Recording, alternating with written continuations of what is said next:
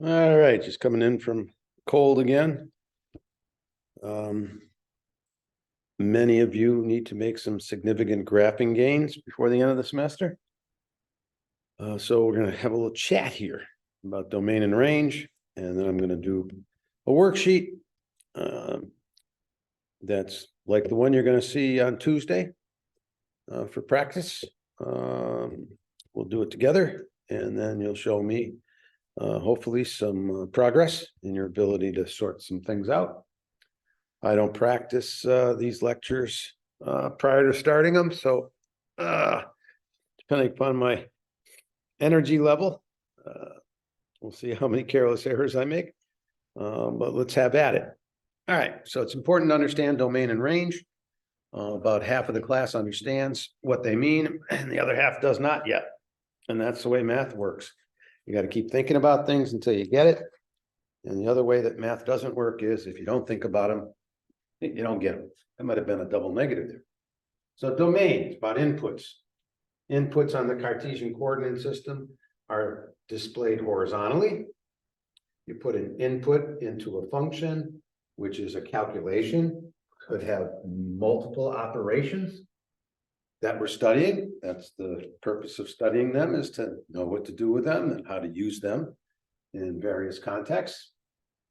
And the outputs are the answers to those calculations after you put a number into those calculations, and we display those answers on the vertical axis, not necessarily on it, but we display, vertically. So here's our inputs. Outputs can be positive, they can be negative, and they can be restricted. For instance, the square root of -4 is a calculation, but I can't display it on the Cartesian coordinate system. I sure as heck can use the Cartesian coordinate system to kind of explain what's going on there from a graphical context. And we've been doing that during the course of the semester. And I think some of you have picked up on it. Some have not yet. So more times than not, there are range restrictions than there are domain restrictions. There's only a handful of problems that calculations that we've been looking at that have domain restrictions. So let's talk about those first. What have we got for operations? We've got addition. We've got subtraction. We've got multiplication. We've got division. We've got powers. We've got roots. We've got, what else have I expected you to know? We've got logarithms, which is all about roots and, well, exponents. So we've got logs, we've got exponential calculations. Some of you have been studying sinusoids, which, if you're studying sinusoids, I probably don't have to talk to you about this category of discussion, because if you're here, I think you probably already understand what I'm talking about with those other operations. So we won't talk about sinusoids. Range restriction, though, we will say range restrictions on sine and cosine, which we haven't done a lot of work with, certainly not as a group. But remember, you're not going to get bigger than +1, you're not going to get smaller than -1.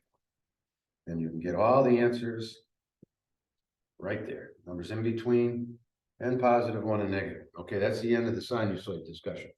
But let's have discussions on these. Let's have a discussion on these other operations. So, domain input. We've got X values, and let's divide them up into two parts: positive X values and negative X values, and let's consider 0. And let's pick any number on the number line. Let's just say, okay, we're at this X value, a negative number. Can I add something to that and change its location? Can you think of any number that you can't add to -5, for instance? Is there anything you can't add and not get an answer from addition? I can't think of anything. So there's no restriction on addition. Subtraction is a form of addition. It's adding a negative. That's the same as subtracting. So I don't think we have to consider that one either. I think you can take a number away from this, right? And if you take a negative number away from it, puts you the other direction. And I think we can land on another number and display it vertically. So I don't think there's any problems with multiplication or subtraction. How about multiplication? Can you make a number half the size, double the size of this number? Is it going to move you to a new place on this ruler? I do believe so. I don't think you can think of anything, any number in the world that you can't double, can't triple, can't cut in half. Right? Division. Now there's a problem. Okay, yeah, you cannot divide by 0. So if I had a number like 1 over x, if I had something like 1 over x as a calculation, then I'd have to say x can't equal 0. If I had x minus 3 as a calculation, I'd have to say x cannot equal 3. Okay, so there's a restriction on that. These other ones, all reals. Right? So those problems, no problems. All real numbers work. But for this one, yeah, we got a problem. So what if we made it 2x minus 8? I think x cannot equal 4. What if it was 2 to the x? Well, that's not a problem. There's no way to make 2 to the x equal 0. Can't do it. 2 to the x is an exponential function, and every input gives you an output that is positive, and we're dividing by those outputs. So I can put a 0 in there. Yeah, 2 to the 0 is 1, and 1 divided by 1, I get an answer for that. So when you have a calculation in the denominator, you got to make sure that it can't equal 0. And we have situations like that all the time. X minus 2 times x plus 4. Well, can't use 2 and we can't use -4. And we'll be studying what happens with these graphs at the next level. Certainly not enough time right now. We got too many other things to do, like have this discussion, rather than looking at what this looks like. What else do we have? We have log base 2 of x. Yeah, that's a calculation. That's a problem. Because if I let x equal 1, what's the exponent you put on top of a 2 to get a 1? It's a 0, and I can't divide by 0, so I can't use the number 1. I'm getting ahead of myself with logs because we got to look at this in more detail, but we're studying division right now. Okay, so you got to be careful that you that you find numbers that produce zeros in the denominator. I like to refer to those as critical numbers. This is a critical discussion. This really goes to the heart of the depth of your understanding and your ability to move up the ladder in the discipline, which requires you to think about this. Right? So, all right, so division, there's a problem. Got to watch out for zeros in the denominator. And there's lots of ways to produce zeros in the denominator. Maybe the last one to look at is something like 2x squared plus 12x, 20x minus 5. Well, that's a cup shape up with a y-intercept. If I put a 0 and -5, so there are going to be some places, some x values that produce zeros. There's one on the left, one on the right. Right, and if you got to find those x values, because when you find them and you plug them in, you get 3 divided by 0. And that's undefined. So that has a restriction, 2 numbers. You'd have to go find them. All right, so that gives you at least a sense of what you're looking for here. Powers. All right, so powers, we take a number, and numbers have to be, positive when we're working with, well, no, they don't. So we got numbers like 3 to the variable, right? And -3 to some variable situation. All right, so look, do we get an answer with 3 to the 0? Yeah. Do we get an answer from 3 to the -1? Yeah. Do we get an answer from 3 to the 1/2? Yeah, that's the square root of 3, getting an answer. I don't see a restriction on what I can put in here for x. -3 to all those numbers. Well, let's see. -3 to the -1/2. What would that be? That would be 1 over -3 square rooted.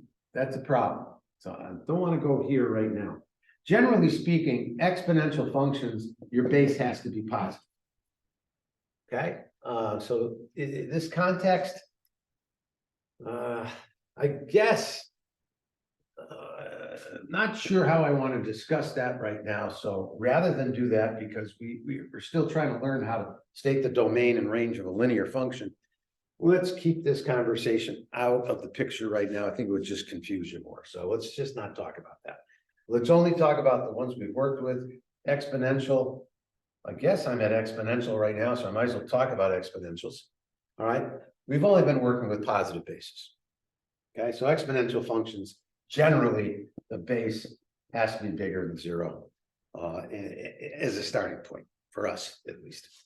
All right, obviously I'm tongue-tied right now, so let's just look at what we've been working with. Are there any numbers that I can't use? I don't think so.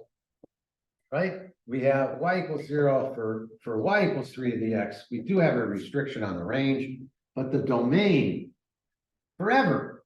You know, I'm looking at the x-axis and I'm using anything. Might be a little confusing, but this is moving to the right slowly.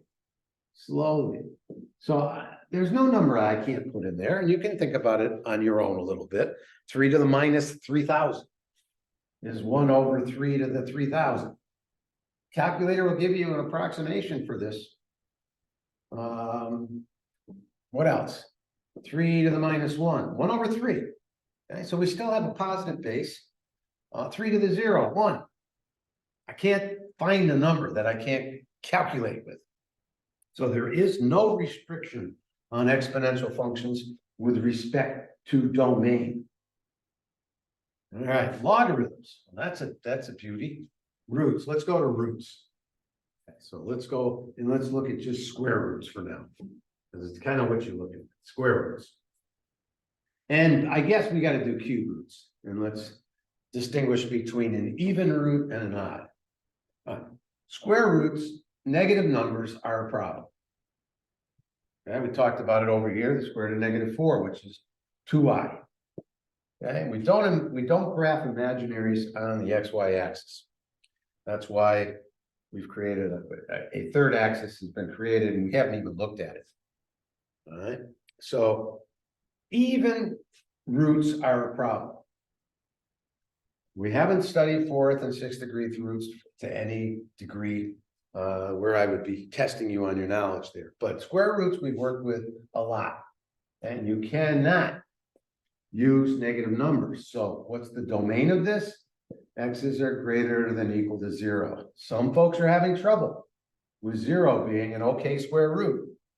Well, let's just look at the square root of 9. 3 times 3 equals 9. So the square root of 9 is 3. Let's change the numbers. 0 times 0 does equal 0. So the square root of 0 is the number times itself. That gives you a 0. It exists. So you got to look out for negative numbers. So what's the critical number in this equation? Considering that the range that we can only use 0 to infinity. Well, I think here we can only use 4 to infinity. You pick another number other than that's less than 4, you're creating a negative. Let's just use integers. I can't use that number. It's creating a negative. Okay, so roots, even roots. Let me show you that odd roots are not a problem. You should know that the cube root of -8 is -2, because -2 times -2, let's use parentheses, times -2 does give me what's inside -8. So odd roots are not a problem, but even roots are. Can't say anything else. You've got to think about it. You've got to internalize that. I can, do what math teachers do, and I have been doing it in this video.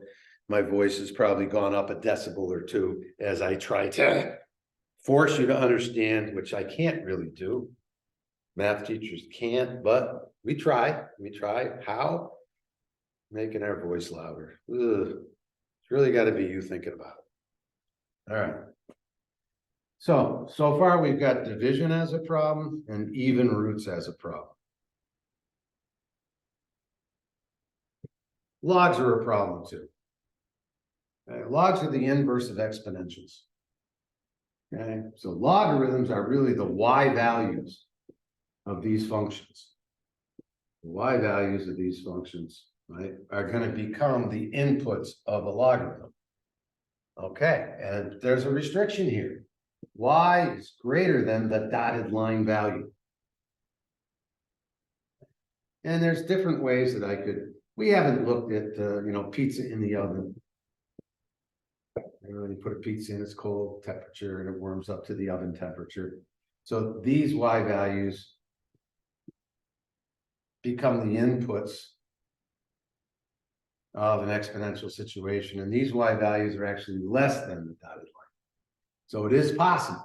But for the most part, when we're dealing with log base 2 of x or log base 1/2 of x, and you got to have positive numbers here. This is the inverse of doubling something. Well, if you double something, it implies that you have something to work backwards from. All right, so I don't know how else to just talk about this. But a problem like, and we've been looking at these graphs, 4 plus 3 log base 2 of x minus 5. All I can tell you is the parentheses has to be greater than 0. That's the start of delving deeper into what's going on with this calculation. It's got to start there. All right, and then hopefully at the algebra, the next level, you deepen your understanding of this this particular function. Okay, but it's got to start with knowing the critical number, which in this case is 5. Okay, and that's an x equals. Another name for the y-axis is actually x equals 0. Because it doesn't matter where you are on the x-axis, on the y-axis, your x value is 0. Something else you got to think about. All right, so the starting point for domain is make the parentheses of a logarithm greater than 0, and you'll find the critical number, which in this case is 5. All right, so these are the only things you got to worry about right now at our level. Division as an operation, or any function that creates 0. Those numbers are problems that can get tricky. So how would you find the domain of x minus 5 divided by x minus 10? You find the critical numbers, in this case 5, in this case 10. You ask yourself, can I use numbers below 5? And that's a big no. Can I use the number 5? Sure, 0 divided by -5, no problem. So yes, so that's true. Can I use numbers between 5 and 10? Sure. Any number bigger than 5 works. Okay, so any number bigger than 5 works. So for the numerator, we have that. The denominator, however, has a problem with the number 10. We can't use that, so we put a little open circle there. And so what is your final answer? Your final answer is, using interval notation, 5 to 10 union 10 to infinity. Okay, so that's a bit of a lengthy discussion on domain and range. Now I'm going to do the worksheet for you that we've been working on those problems in class. And I'm going to do it in a rapid fire process. We've had the discussion about domain and range. So I am just going to I'm just going to do these problems very quickly. And I'll number them. And that will allow you to replay the video as many times as you need to kind of study and think about each of these equations. All right, so here we go. Number 1. Got the paper right here. Y minus 3 equals -2/5. Parentheses, x plus 7. Which can be written in three ways here, I think, that might be helpful. One is to move the -3 to the other side. negative fix x plus 7. And for those of you who are plus 3, and for those of you who are struggling, maybe negative 2/5 x plus 7 plus 3 equals y might move the needle a little bit. In this format, x gets you y, input gets you output. That might help you. All right, so let's look at it from this context. What's the critical number? Negative 7. Okay, so I don't use the XY axis for these, and you don't have to. All right, so let me just do it as if I was doing it. I see a linear function that's going down at 2 to 5, down 2/5. I would say something like that. Slope works fine. I know negative 7/3 is on there. And so if I'm going over 5, then negative 2 is horizontal change of 5, and down 2, 1, I'm done. I've got addition, no restriction. I've got multiplication, no restriction. Addition, no restriction. So the domain is all reals. X equals reals. And Y equals reals as well, because this is heading towards, the Y values are heading towards negative infinity. In the other direction, the Y values are heading towards positive infinity. So I can get any Y value out. I can get A, and I can use any X value. All right, enough of a discussion on that one. And you want, if you're not getting that right, play the video a couple of times. 3x plus 15y equals 30. 3x plus 15y equals 30. All right, so what do we have? Well, we've got 10 and 2. 3x plus 15y equals 2. Okay, we got multiplication, no restriction, multiplication, no restriction. I don't have to solve this for y. Thank God no one is still doing that. All right, so what do we got? We have to be careful. X, 0. Cover it up. Put a 2. A lot of you said 2, 0. Enough said. 0 for y, cover it up. X is 10. Finding those two places, this is probably where you should use an XY axis. So let's make that 0, 2. Addition, I know means we're going to go down. So there's 10. So 0, 2, 10, 0. There's my linear function. Again, domain and range, all reals, all reals. I'm not even going to write it. We have that discussion. Should be able to see that from the graph at this point. All right. So that was standard form of a line. Now we got slope intercept, which is what you've been drilled with in your previous class.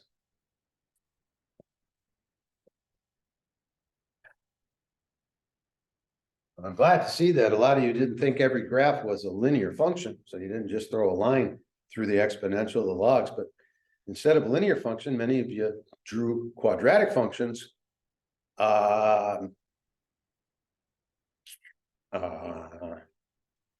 Not sure what to say. All right. Critical number. What's the critical number in this problem? 0. Why is it critical? Because minus 3/4 x, when you put a number bigger than 0, you get a negative answer. When you put in a negative number, you get a positive answer. So there's a sign change right here. Okay. That's important to know. Does it play a part in this particular function much? I don't think so. But it's certainly the easiest number to work with. So it gives us a place on a graph. And since it's slope intercept form, and that's the y-intercept, I guess I should draw a y-axis, and let's just call that 5 units.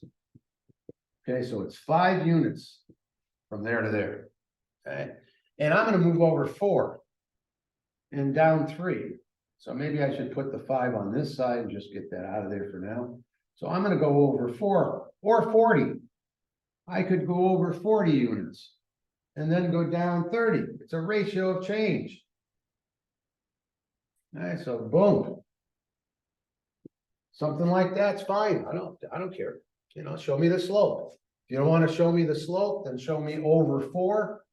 So if that's 5 units, then this is about 5 units there. Is that about the same? So 4 units might be here. And if you put in 4, you can see the 4's cancel, and you drop down 3 from 5, and you're at a height of 2. 2 points, whatever. Just communicate to me that you understand what we're talking about. Again, all reals, all reals.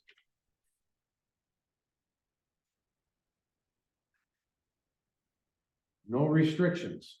No restrictions on what you put in. You can certainly get any number out of that calculation. Now we got an absolute value. Minus 2. X plus 3. Plus 4. Equals Y. I'm going to move the Y to this side for those of you who are struggling. All right, we've looked at this type of graph. V-shaped down. What's the critical number? The absolute value of 0 is critical because absolute value measures from 0. Well, this one is measuring from -3 because -3 acts like this. So we're really measuring from there. So -3 gets us 4. And, it'd be nice to get some more places on this graph. I don't think if you get one more place, I don't think you can misgraph this thing. So I'm hoping that folks know to throw a 0 in here from the discussions we've had in class. So -6 plus 4, -2, and 0's on the right side.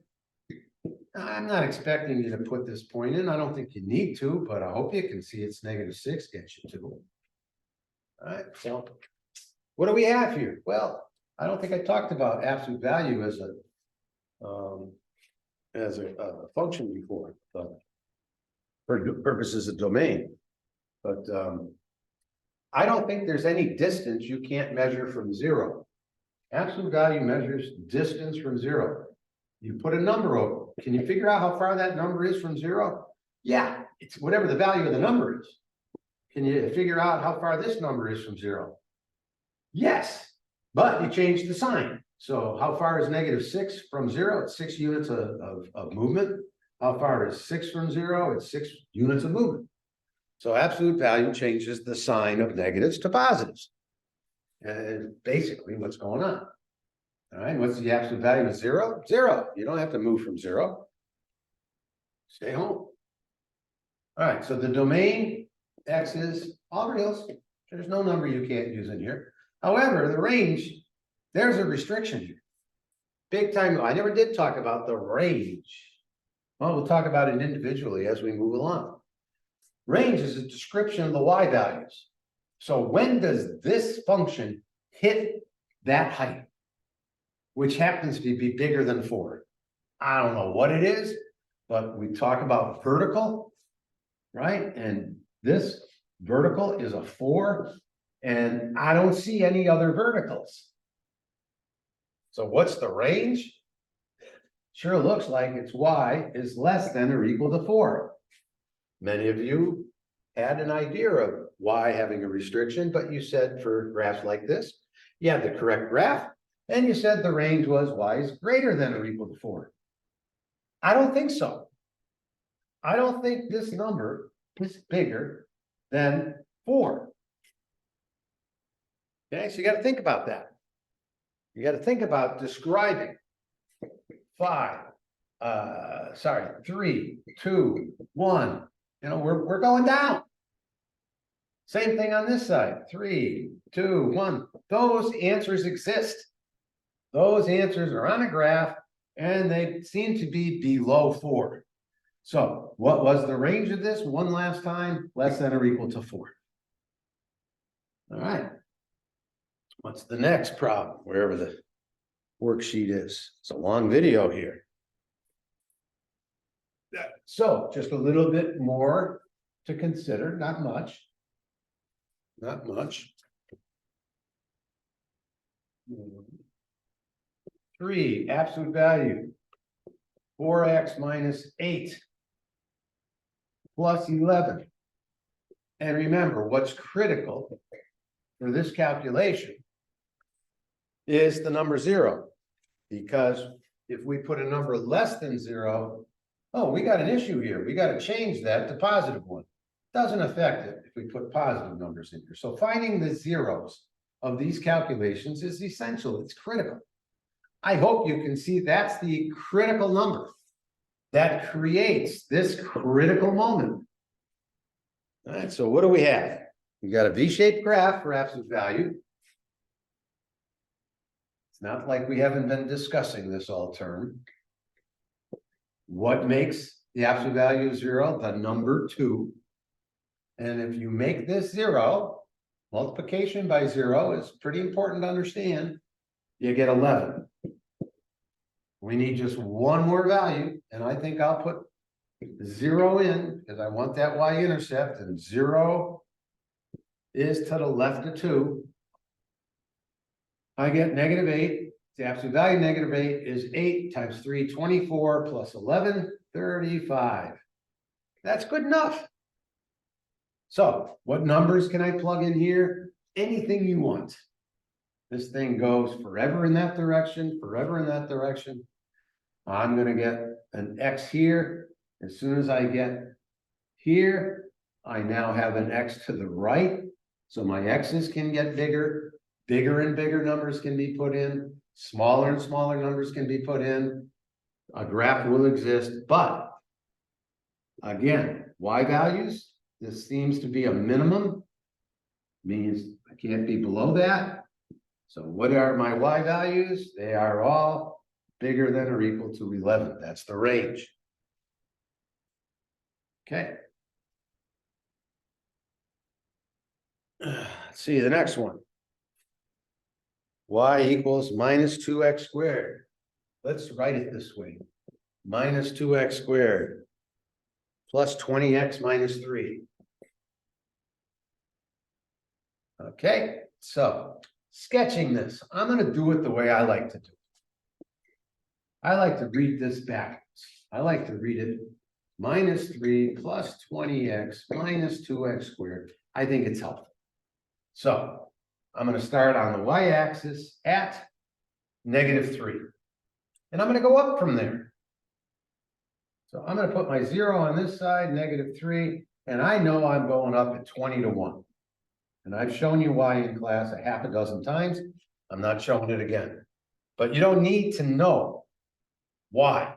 You just need to know going up and cup shape down. Okay, so my graph's going to look something like that. It has a maximum y value. Therefore, my range is going to be less than or equal to that maximum once we find it.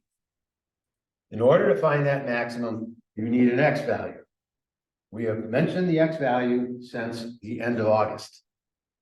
The x value, important here, to get that y max, comes from minus b over 2a. Lots of lectures on why that's true. Not doing that again. Minus b, minus 20, over 2 times -2, -4, +5. That makes sense because 5 is to the right of 0. I got a good little blotch on the floor that time. There, I got it right off. Okay, so what's the max? The max, plug it in, -3 plus 100 minus 50. We've talked about that 2-to-1 ratio. So that's 50 minus 3, 47. Oops, in the habit of just putting that parentheses. Okay, there's the graph. All right, and we talked about finding the roots. Y values is 0. Some of you I'm talking to right now know how to do that in 5 seconds or less. I wish everybody did. All right, so one last time, the roots, that x right there is 5 plus, I'm just going to do that one, 5 plus the square root of 47 over 3, because those are both going to be negative. Okay, so that's going to be that x value. All right, for those of you who know how to do that, just one more rep, strengthening your long-term memory. All right, so what numbers can I plug in here? Is there any number I can't multiply times 20?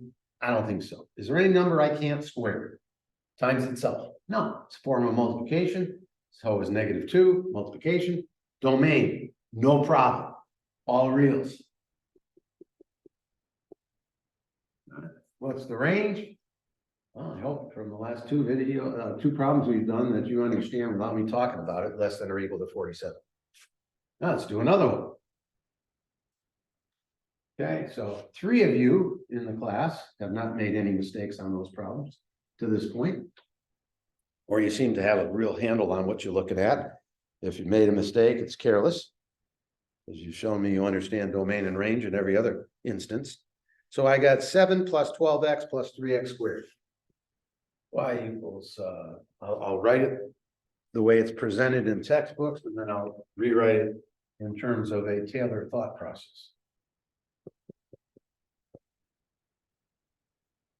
Taylor thought process would be 7 plus 12x plus 3x squared. All right, so where do we start on the y-axis? We start at 7, 0, 7, and I'm going up again. It's going to be cup shape up, so 0, 7. I'm a little better here because I know if it's going up and it's cup shape up, then I know it's doing this. Okay, so with practice, I don't draw the y-axis. I just, what I do is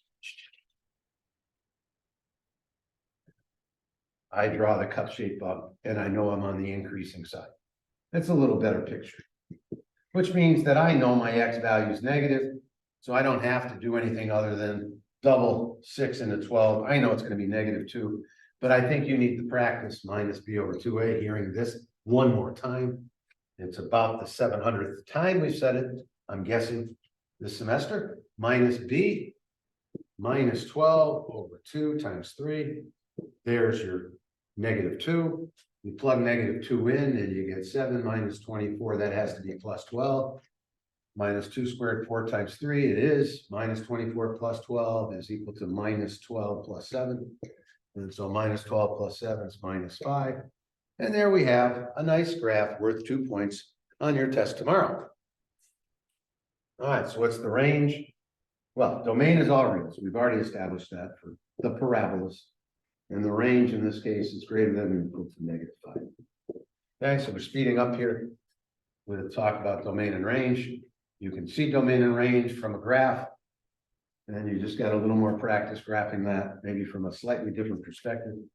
And coming at things from different perspectives is a good thing for your brain. All right, so next problem. This is one that no one got from the way it was originally written. The way this was originally written was x plus 8, x minus 6. Totally just ignored the critical numbers. All right, so cup shape up, we know that from x times x. If you didn't, look at it now and think about it. The critical numbers are -8 and +6. What do we know we get if we put those in? Zeros. That is what was handed to you. What wasn't handed to you was the vertex, but it's not hard to find. That's a ruler. What's the number between -8 and 6? What's that number? It's -1. So we got the symmetry working here, and now no reason to write this out in the ax squared plus bx plus c format. No reason to do that. Okay, so you just plug -1 in, and you get 7 times -7, and you got yourself your -49. You still got a quadratic, because you can kind of into that, infer it. So x equals reals, and y is greater than or equal to the minimum, -49. Okay. All right, we're getting there. Moving along a little quicker. Yes, polynomials, you should graph from the constant and then move your graph to the right by getting bigger numbers. That'll help you see what's going on a little more clearly. Same problem here, 2x plus 8, 2x minus 6. Do not ignore the critical numbers. 2x times 2x is a 4x squared graph. And again, cup shape up. What are the critical numbers? -4 and 3. -4 and 3. If you add those up and divide by 2, you get -1/2. And plugging in -1/2, you should be able to work with some fractions here. 2 times -1/2 is -1 plus 8 is 7. Plugging in a 3, plugging in a -1/2. Oh, it's still the same function, huh? In terms of minimum. That's interesting. I've got to think about what happened here just on my own dime. Just make sure I've got that right. Yes, so -49 again. Hope I didn't make a careless error there. And so -4 gets us to 0, 0. Good enough graph. Again, the range greater than or equal to -49. And the domain, all reals. X equals all reals. Not even going to write it.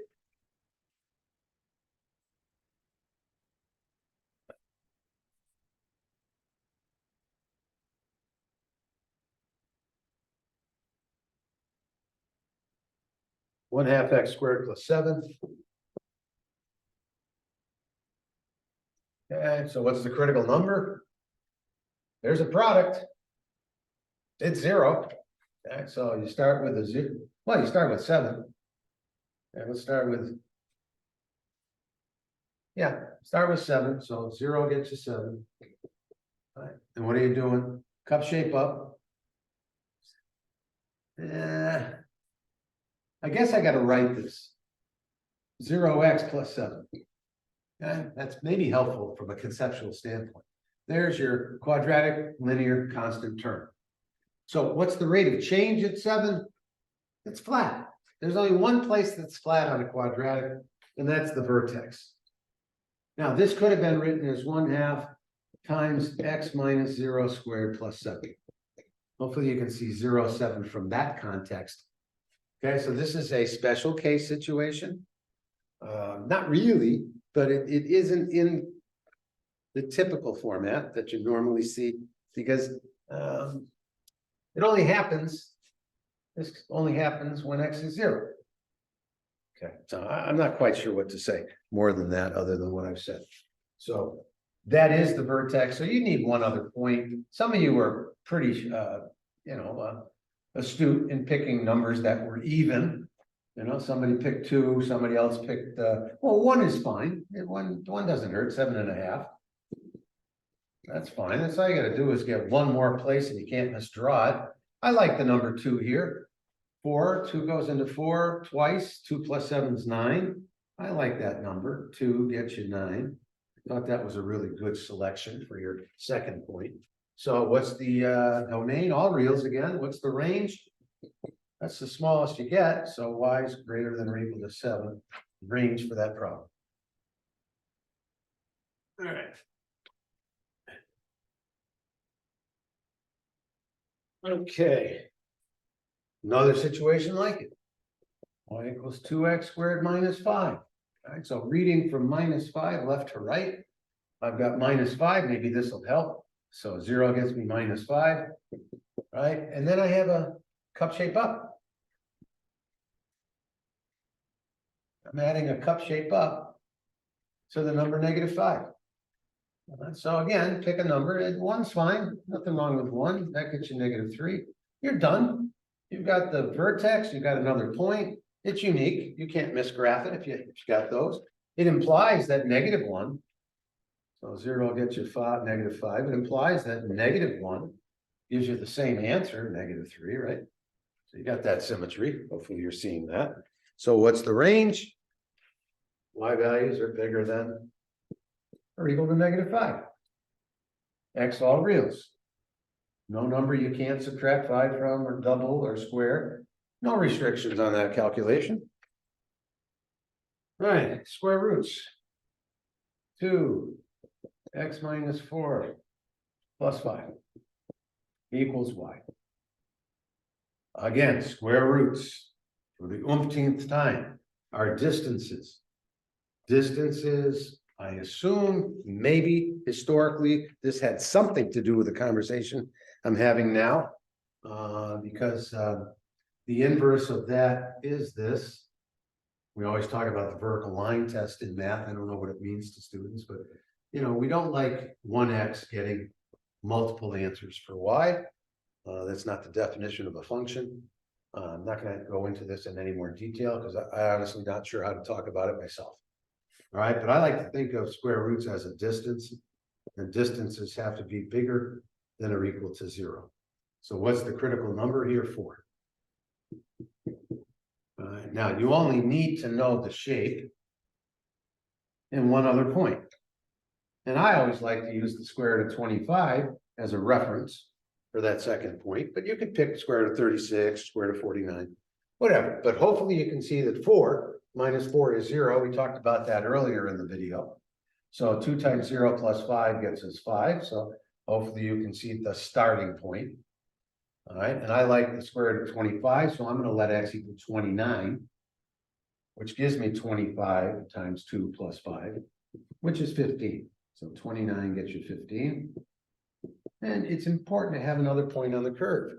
Now, to understand the curve, for those of you who have no idea what it looks like, and that's quite a few of you still, you got to put more points in. And what square roots do you know? Well, you know 4, you know 9, you know 16. You just did 25. What makes this thing equal 4? Pick an x value of 8. What makes this thing equal 9? Pick an x value of 14. What makes this equal 16? Pick an x value of 20. Right? And you're going to find places on this curve. And you'll see that it's not a linear function, not a constant rate of change. There's a different rate of change each time. We need a little bit bigger area to get 1 unit of change, user-friendly units of change with a square root. All right, so there's our graph. Let me get rid of the confusion here. So start somewhere. Where does it start? 4, 5. I just picked 29. I believe I got 15. Goes forever to the right. So my x's are moving towards positive infinity, but they start here. So there's a restriction. Domain x greater than or equal to 4. And the range, I hope you can see that that's a critical number for the range. I don't see anything lower than 5. So y less, I'm sorry, to say greater than or equal to 5. Domain and range for that function, I hope you can see it from the graph. All right. What's next? Okay. 2, 3x minus 12 plus 5. 2 square root of 3x minus 12 plus 5 equals y values. All right, so what do we plug in here? I'm just going to do this quickly. I'm going to plug in the number 4 again. You plug it in and find out y, and I still get 5. I want 3x minus 12 to equal 25 because I like the square root of 25. 37 divided by 3, not the most friendly number. I know 3 times 12 is 36. So I'm near the number 12. I'm actually 12 and a third, right? That's 3rd grade math right here. All right, so I should say that. All right, so square root of 25, 5, 10, 15. So there's a lot of similarity to the last graph. Same domain and range. X's have to be greater or equal to 4 in this calculation, or we're in trouble. Let's put a 3 in here. 3 times 3 is 9. 9 minus 12 is negative 3. We're not going to plot that on the Cartesian coordinate system. That's a problem. Okay, next problem.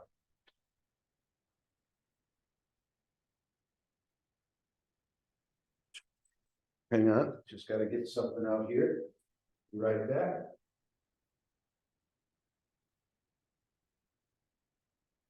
Okay. Ready? Next problem.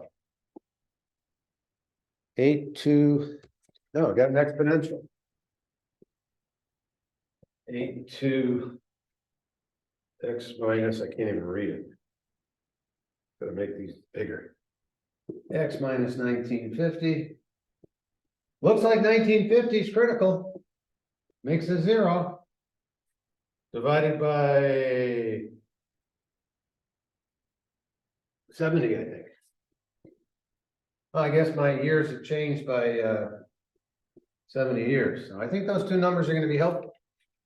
And I know exponentials have foundation numbers, and that foundation number is 3 in this case. And so I know my range already for something that's growing. All the y values on that curve are bigger than 3. All right, so now I just get 2 points. We talked about 2 to the x, no restrictions on that. Put any number you want in, you're going to get an answer out. You don't believe me? Try some numbers. So I'm going to plug 1950 in. and I put the time and effort into understanding this, I know I'm gonna go up 8 units to 11. Boop, boop, boop, boop, boop, 8. Well, let's make sure you see why for the 19,000th time. 1950 minus 1950 is 0. 2 to the 0 is 1. So I get 1 jump of 8. On top of 3 gets me 11. All right, and I know if I double, well, then doubling looks like it's, let's do it well.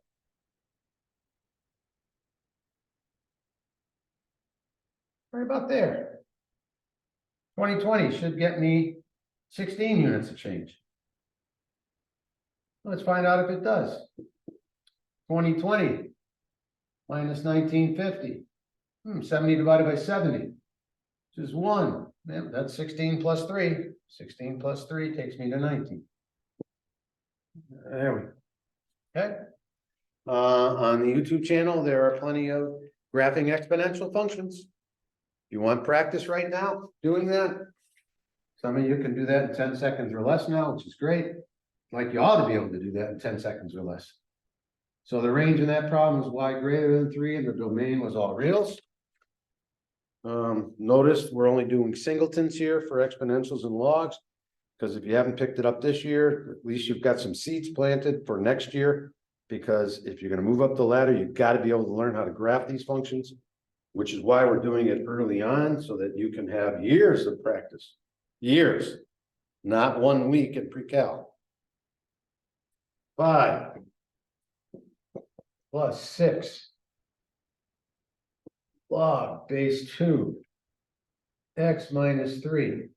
Okay, this is the inverse. The inverse of exponential, which is y equals, is x equals. Take a big guess what the critical number is for x. If you said 3, you would be correct. And this is a base 2. So what's the inverse of that? Let's see if I have my trusted piece of paper here. I'm going to get a piece of paper and show you very quickly.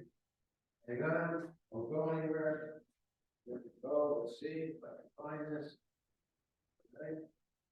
All right, come on, I'm going to click here. All right, I got a piece of paper. It's not the best piece of paper, but we'll do with it. All right. So here we go. Okay, exponential. Boom, boom, boom. All right. I hope you're seeing exponential. Yes, you are. That's exponential growth. I'm going to do the inverse by changing the x's and the y's. And that's what your graph looks like, but you can't really see. So let me color it again. Both sides I'll color. And then you'll be able to see it. All right. You're looking at exponential growth, changing the x's and the y's. That's the logarithm you're seeing. Okay, so we're going to get this kind of shape, and we just need to get a couple of values. Now, you do not have to do log base 2 of 1, but I think that's the best one to practice. I think at the early stages of your algebra career, you want to think about that until you know that that creates a 0, because the 0 is the easiest number to multiply by. But we'll do 3 logs here, log base 2 of 2 and log base 2 of 4. Okay, your brain works for those at this stage. I don't think there's anybody in the class that can't answer these 2. But let's do all 3. What makes a 1? A 4. What makes a 2? A 5. What makes a 4? A 7. Let's do one more. Log base 2 of 8. Okay. What makes an 8? An 11. But, oh God, I should have put these numbers in. My fault. Let me go back here. Tired. What makes a 1? A 4. What makes a 0? Oh, let's start with a 0. What x makes 0? 3. Most important number in this calculation to see. That's the most important. Okay. So I'm talking about what makes the parentheses 0. 3. We can't use that. We had the discussion a little while ago about logarithms. You need parentheses to equal something bigger than 0. So that's why we have this like line of demarcation that basically tells the reader, hey, your numbers have to be bigger than 3 or this calculation doesn't work. Okay, and also asymptotic behavior here, because numbers like 3 1/8, you know, they're really close to 3, and we get answers. They're negative answers, right? Right, because 3 minus 3 is 0, and so that gets you 1/8. And so what number do you put on top of 2 to get 1/8? -3, -18. Hopefully you can start to see the negative influence occurring here as we get close to the number 3. Our answers are more and more negative. Okay, but again, we'll pick that up at the next level of study. The seed has been planted.